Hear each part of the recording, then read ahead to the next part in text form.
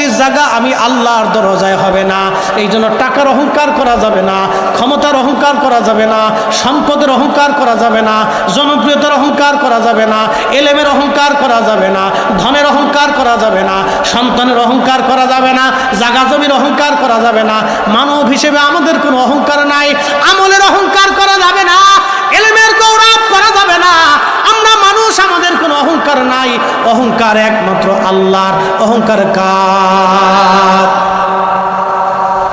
আদম সফিল্লাহ অহংকার করলো, আল্লাহর সাথে তর্ক করলো।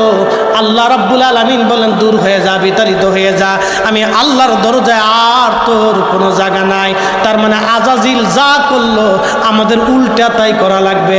আজাজিল অহংকার করলো, সেজদা দিল না, আমাদেরকে সেজদা দেওয়া লাগবে আর আল্লাহর দরবারে মাপ চাইতে হবে। আমরা যখন সেজদা দিব, আল্লাহর দরবারে মাপ চাবো, আমার আল্লাহ আমাদের জীবনের গুনাহগুলি তখন মাফ করে দিবে। কি কথা কোন ঠিক কিনা?